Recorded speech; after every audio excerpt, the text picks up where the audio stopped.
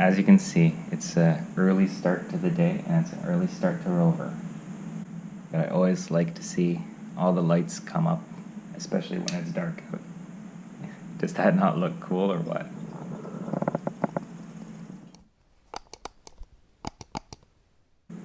So, pretty cool day. Unfortunately, I'm still waiting on a response for that motor test that I want to do. But it's been a productive start to the week, actually.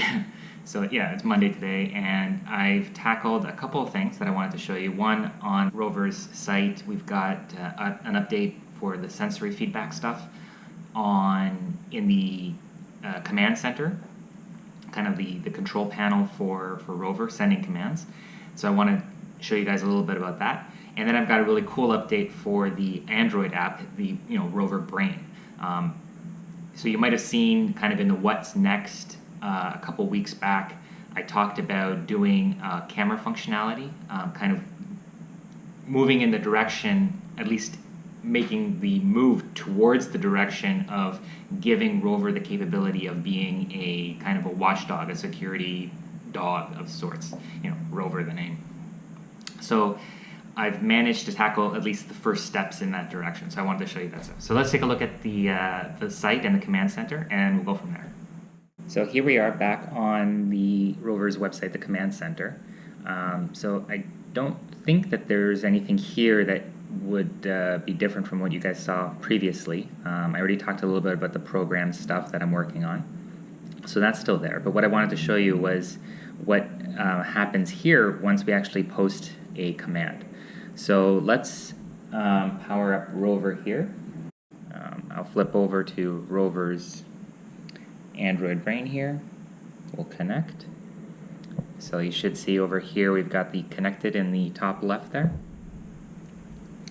And now let's head over to the command center and submit a drive command. So we'll do a short one, doesn't really matter.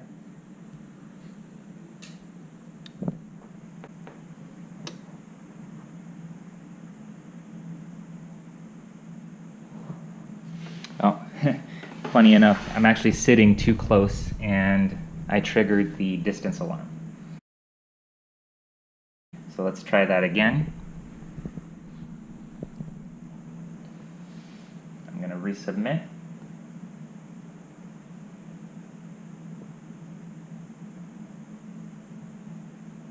So if we go over to the command center, refresh the activity feed.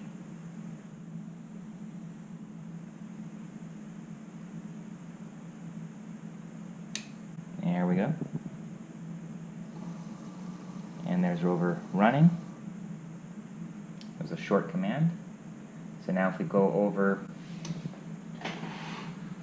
to the activity log,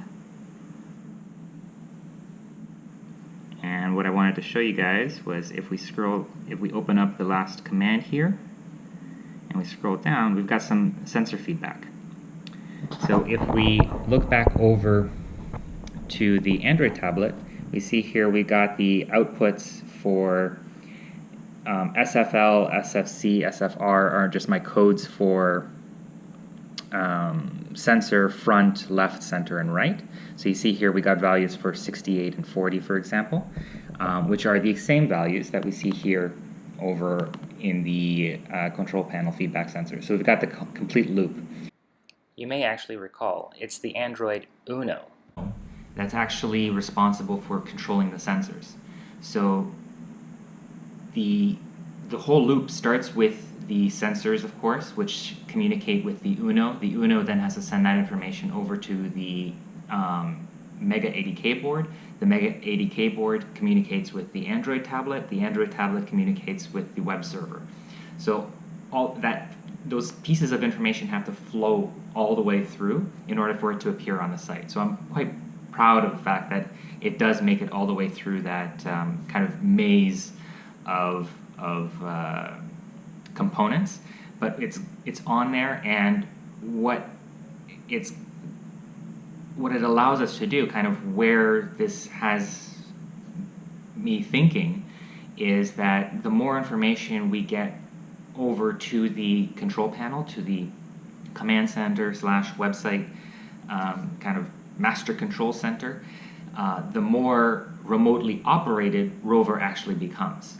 So the more information we get on the site, the more realistic it is, in theory at least, for ROVer to be operated from any web browser on, from anywhere in the world, remotely. So that's the thinking, and it's, I'm just excited to see kind of those first steps in that direction. Yeah, so let's take a look now at what else I've got going over on the Android tablet. So we're back on the Android tablet here. So let me show you what I've got. So you might notice, for example, up top here, I've got a Get Pictures button. Let's ignore that for the time being because it's not working. But if I click out of ROVer's face here and navigate over to a new camera activity, look at that handsome guy there. This is a very, rudimentary by all standards activity, but it's really for me to prove a concept. So basically what we've got here is an activity that obviously displays what the camera is seeing with a Get Picture button at the bottom here. And once clicked, that just shows me the file path. So for Android novices, programmers out there like me, it was a bit of a journey just to find out whether it was actually saving. So for a long time, the app appeared to be saving, but it wasn't. So I had to troubleshoot it. Turned out it wasn't. And so if I click out of, let me shut down ROVer for a second. So I downloaded a file explorer to actually be able to navigate through the file directory on the Android tablet to prove to myself whether or not those images were there or not. So the time now is 12:35 and the images are time-stamped. So if I scroll through here, we see here 12:34 was the last image. It looks like I took it upside down, but anyway, you get the idea. So the image is there. So there you have it. I'm really excited about getting that done. It was something that I tried to tackle last night, and other, life got in the way, and I didn't get there, and it was quite frustrating.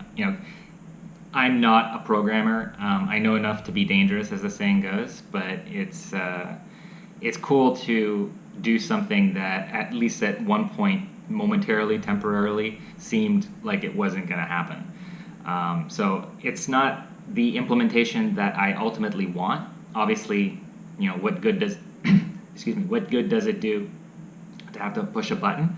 But the functionality is there. I've proven that the camera works. I've proven that I can store the images. I can retrieve the images.